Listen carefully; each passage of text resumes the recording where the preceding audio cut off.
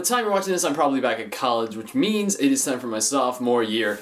Number 2, we're going for it, gonna have fun, but more importantly, I wanted to share some of the things that had happened to me and some of the lessons that I had learned from my freshman year. Freshman year of college is terrifying, especially being a Catholic in college. If you're not going to a Catholic school, it is probably incredibly scary.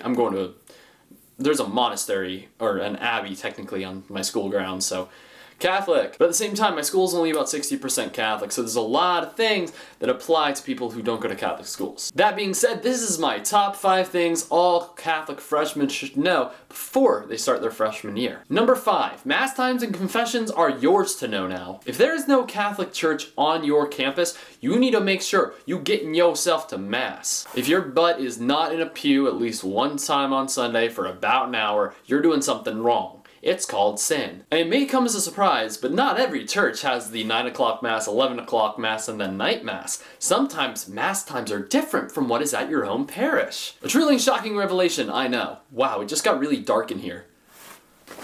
Mr. Sun, where did you go? Don't be like the sun. Always just stay out. Be ready. Be there at Mass. You need to know exactly how to get to Mass. And if you insist, you need to have a plan for getting to confession. You need to know when those times are. You need to know everything like that. I'm going to say it again. I forgot, or I didn't wake up on time, or I partied too hard last night, or I forgot I had an assignment is not a good excuse to miss Mass. Mass is an hour, and it's a chill hour. It's not like you have to, I gotta go cut the grass for an hour. It's chill. It's relaxing. Not hard at all. So it is your time to remember. Get your butt in that pew. Number 4 is all about friends. Number 4, make sure you have a really solid friend group. Oftentimes, one of the greatest things about going to college is that your family is no longer going to be there around the house.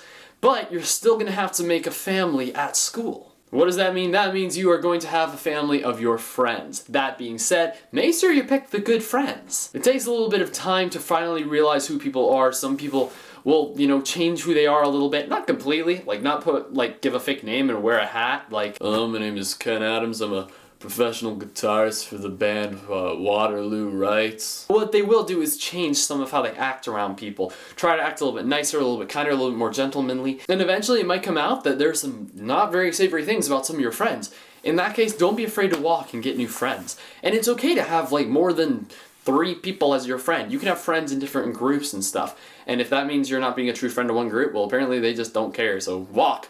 Don't be afraid to walk. If you don't start feeling comfortable with those friends or aren't enjoying it, walk.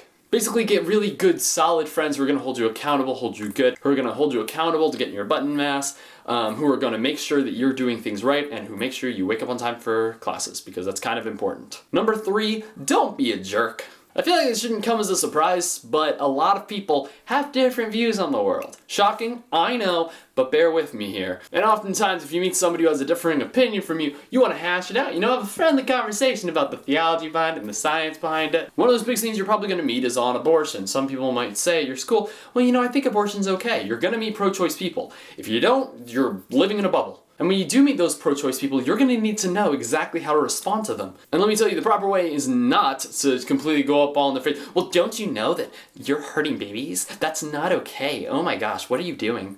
No, don't attack them. People are going to have a different view from you. Don't be rude about it. Let them have a differing view. If they don't want to have a conversation about something, don't push it. Eventually, it might come up, you can have a friendly discussion, then you can bring them truth, but don't be like, pow, you are wrong, my truth. Aquinas. Catechism.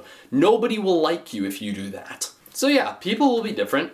Just don't be a jerk. Number 2, there will be a lot of clubs and groups on your campus. If you don't join now, you probably never will. When I first started part of my scholarship program, which is a Catholic volunteering program, our director said, hey guys, try out a bunch of different things and see what you like. And I think that's a really good idea. Try out a lot of different clubs and events and find out what you really enjoy, because you're not going to know what you enjoy until you actually try it. That being said, don't pull what I did and start running the student mass choir, be in multiple plays, be part of the Ultimate Frisbee team, continue doing YouTube, making daily math. Don't do everything, just do something. Don't go crazy, because if you go crazy, you're gonna actually go crazy, and ain't nobody got time for that. Before telling you my number one, I'm going to recommend you go check out the video I did with the awesome Tanya Borsellino, the sister intern, who is now actually in a convent, starting to become a nun because she's baller. We did an entire episode on why it's super important to have a good prayer life and what tips we would give for having a prayer life in college. Alright, my number one thing college freshmen should know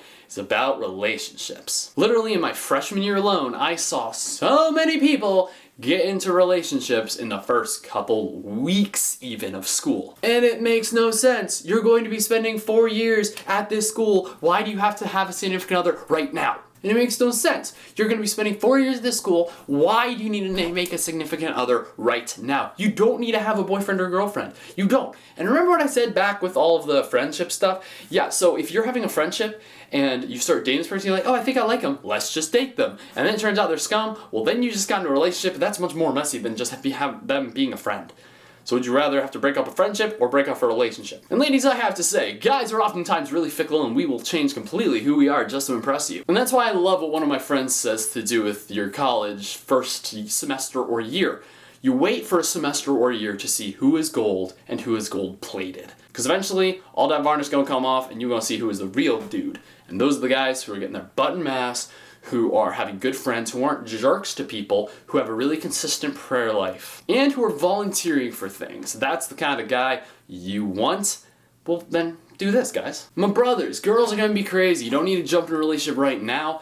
Be nice, be respectful, be a good guy, and the right girl will come along, no matter if it's a year or a semester or what. If they're worth having, they're worth waiting for. Wait a semester, wait a year, don't rush.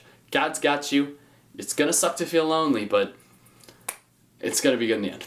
Alright guys, that is my top 5 tips that I would give to college freshmen. If you have a freshman going into college, comment below, share this on Facebook, Twitter, Instagram, all the socials, and tell them what you need to know before you go to college, because college is scary. And you're never gonna have a plan for your life, but whoop-de-dip, it's gonna be fun anyways. And look, the sun just went behind the clouds again. You know, I wish the sun would actually care about my lighting schedule, because it's been going like black and white this entire time. But hey, as long as you can see my face, we are all good.